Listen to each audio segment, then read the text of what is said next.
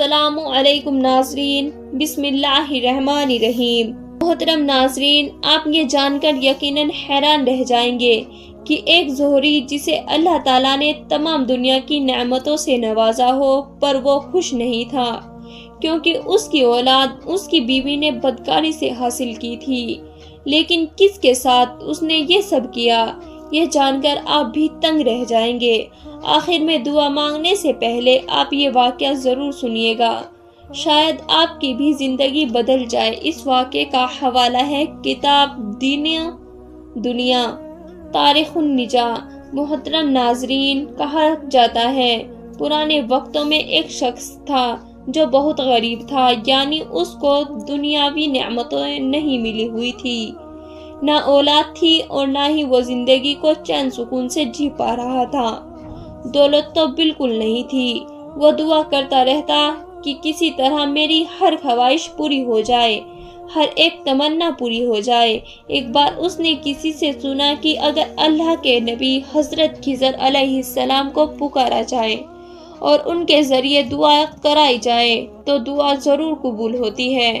وہ ہر ایک اللہ والے کو راہ دکھاتے ہیں اور راہ بھٹکے ہوئے لوگوں کو صحیح راستے پر لے کر آتے ہیں۔ اور پھر وہ شخص بھی اللہ تعالیٰ سے دعا کرنے لگا، یا اللہ مجھے حضرت خضر علیہ السلام سے ملا دے۔ اللہ تعالیٰ نے اس کی دعا قبول کر لی۔ ایک دفعہ حضرت خضر علیہ السلام اس کو مل گئے۔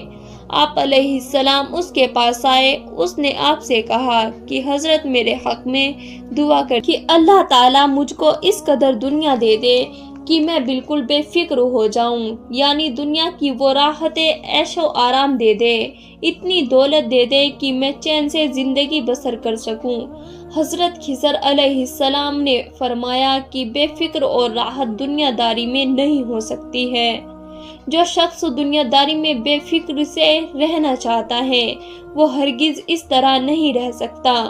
بظاہر تم کو لگتا ہے کہ کوئی عیش سے زندگی جی رہا ہے، اس کے پاس بہت سی نعمتیں ہیں، لیکن کیا پتا اس کے دل میں کیا چل رہا ہے، اس کی زندگی میں کیا کیا مسئلے ہیں۔ تم کسی ایسے شخص کو چنو جو تمہارے نزدیک بالکل بے فکر اور نہایت آرام سے زندگی بسر کر رہا ہو، بہت خوشی سے جی رہا ہو۔ تبھی میں اللہ پاک سے دعا کروں گا کہ تو بھی اس جیسا ہو جائے، اور 3 دن کی اس کو مہلت دی۔ اب اس شخص نے جہاں کہیں دیکھا ہر کوئی پریشان حال اسے نظر آتا۔ اس نے جس بھی انسان کو دیکھا ہر کوئی کسی نہ کسی تکلیف اور پریشانی میں مبتلا دیکھا۔ کسی کے پاس دولت تھی تو وہ بیمار تھا، اور کسی کے پاس دولت نہیں تھی تو وہ دولت کے نہ ہونے پر رو رہا تھا۔ ہر چیز کسی کے پاس بے شمار تھی لیکن پھر بھی خوش نہیں تھا۔ بہت زیادہ تلاش کرنے کے بعد اس کو آخرکار ایک زہری نظر آیا، یعنی سنار نظر آیا، جس کے پاس خادم، نوکر چاکر سب کچھ تھا، صاحب اولاد بھی تھی، یعنی جسے اللہ تعالیٰ نے کثرت سے اولاد بھی عطا کی ہوئی تھی، اور دولت کی ریل پیل بھی تھی۔ اس سنار کو بظاہر دیکھ کر یہی لگتا تھا کہ اسے کوئی فکر نہیں ہے۔ اس شخص کے دل میں خیال آیا، اس سنار جیسا ہونے کی دعا کراؤں گا۔ اور پھر وہ حضرت خضر علیہ السلام کے پاس گیا اور کہا، ایک شخص مجھے ملا ہے جو اس شہر کا سنار ہے، اور وہ بہت امیر ترین ہے، اور اس کو دیکھ کر یہی لگتا ہے کہ اس کی زندگی میں بہت سی خوشیاں ہیں، کیونکہ اللہ پاک نے اس کو اولاد بھی دی ہے، بہت سارے نوکر چاکر اس کے آگے پیچھے پھرتے ہیں، اور بیوی بھی اس کے ساتھ ہے۔ اور اس سنار کو دیکھ کر میں بہت ہی زیادہ متاثر ہوا ہوں، اور مجھے تو اس کے جیسی ہی زندگی چاہیے۔ حضرت خضر علیہ السلام اسے سمجھانے لگے، تم بظاہر جو اس کی حالت دیکھ کر آئے ہو اس پر بالکل مت جاؤ، اس کے تمام معاملات دیکھ کر پھر دعا مانگنا اور پھر ہم سے دعا کرانا۔ اس نے کہا، بہتر ہے جو آپ کہیں گے میں وہی کروں گا۔ وہ اس سنار کے پاس گیا اور اپنا پورا منظر اس کو سنایا کہ تمہیں دیکھ کر میں بہت ہی زیادہ خوش ہوں، اور میرے لیے منزل دکھانے کی رہنمائی حضرت خضر علیہ السلام ہے۔ وہ آ کر مجھے منزل دکھا دے اور میرے حق میں دعا فرما دے تو میں بھی تمہارے جیسے ہو جاؤں گا۔ وہ سنار اس کی باتیں سن کر کہنے لگا کہ اللہ تعالیٰ نے مجھے سب کچھ دیا ہے، بظاہر تمہیں جو کچھ نظر آ رہا ہے سب کچھ میرے پاس ہے، لیکن کیا تم مجھے دیکھ کر واقعی ہی بہت متاثر ہوئے ہو؟ وہ شخص کہنے لگا جی بالکل، تمہیں دیکھ کر اتنا متاثر ہوا ہوں کہ بس تمہارے حوالے سے دعا کرانا چاہتا ہوں۔ لیکن حضرت خضر علیہ السلام نے فرمایا کہ ایک بار جا کر تم سے تمہارے تمام معاملات پوچھ لوں، تمہاری زندگی کے بارے میں پوچھ لوں۔ وہ شخص کہنے لگا جیسی زندگی میں جی رہا ہوں ایسی زندگی اللہ تعالیٰ کسی کو بھی نصیب نہ کرے۔ اس نے کہا کہ کیا بات ہے، تم بھی پریشان ہو؟ وہ کہنے لگا ہاں میں اتنا پریشان ہوں کہ شاید یہ پریشانی کسی غریب کے پاس بھی نہیں ہوگی۔ اس نے کہا کہ میرا دردناک واقعہ سنو۔ ایک بار ایسا ہوا تھا کہ میری بیوی سخت بیمار ہو گئی اور بیماری کی وجہ سے چلنے پھرنے سے بھی قاصر ہو گئی۔ میں اس سے بہت شدید محبت کرتا تھا اور اس کا آخری وقت قریب آ گیا تو میں اس کو مرتے ہوئے دیکھ کر رونے لگا۔ مجھے شدت غم سے نڈھال دیکھ کر اس نے کہا تم غم کیوں کرتے ہو، روتے کیوں ہو؟ میں جب مر جاؤں گی تم دوسری شادی کر لینا۔ میں نے کہا ہرگز نہیں، میں کبھی نکاح نہیں کروں گا۔ وہ کہنے لگی سب یہی کہتے ہیں اور آدمی بس بیوی کے مرنے کا انتظار کرتے ہیں، اس کو مرے زیادہ دن بھی نہیں گزرتے کہ دوسری شادی کر لیتے ہیں۔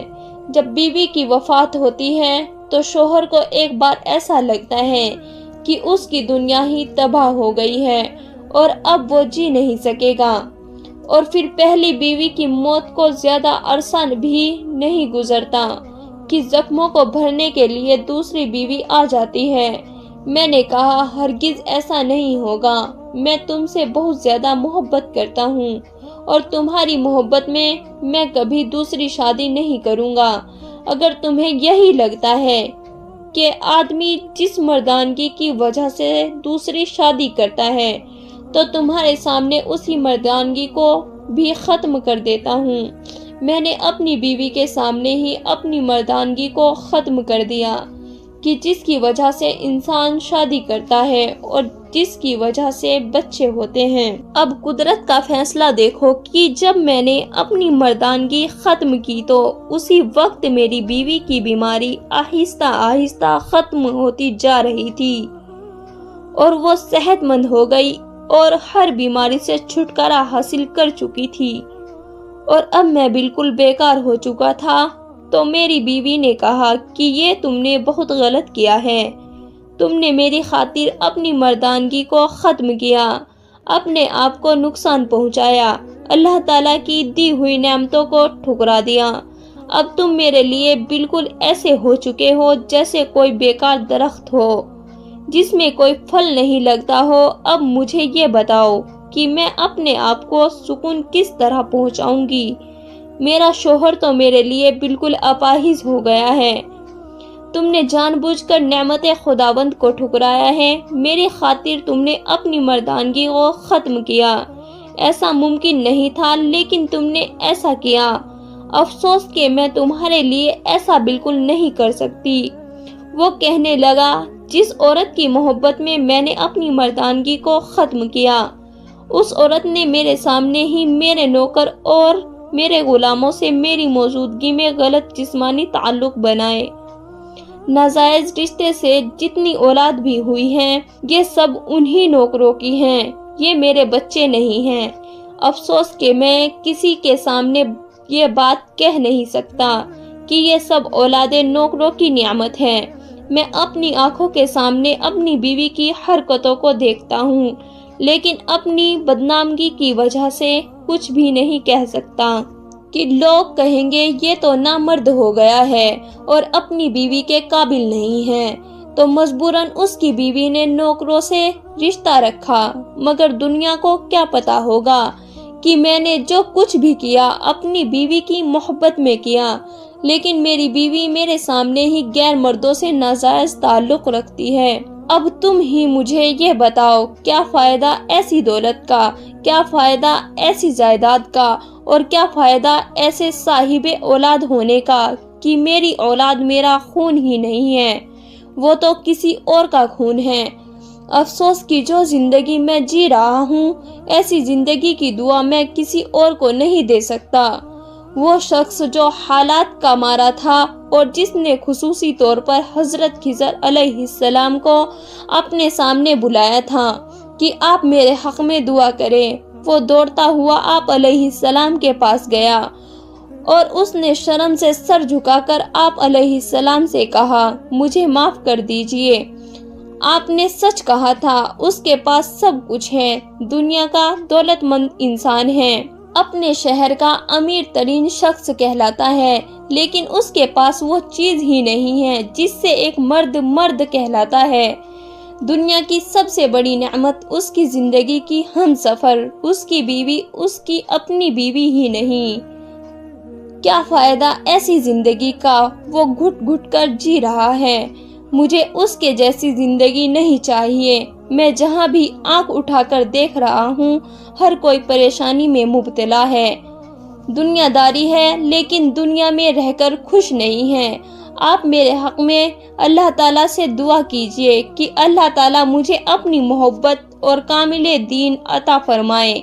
آپ علیہ السلام نے فرمایا، یہ دعا بالکل صحیح ہے، یہ بات تم نے حق کی ہے۔ خضر علیہ السلام نے اسے حق میں دعا مانگی اور وہ اپنے وقت کا ایک بہت بڑا قابل تعریف دیندار ولی بنا۔ محترم ناظرین، کبھی کسی کی ظاہری حالات کو دیکھ کر یہ شکوہ نہ کرے کہ اللہ تم نے اس شخص کو اتنا عطا کیا ہے، مجھے بھی عطا کر دے، کیونکہ آپ کو نہیں پتا کہ کسی کے اندر کتنا دکھ اور درد چھپا ہوتا ہے۔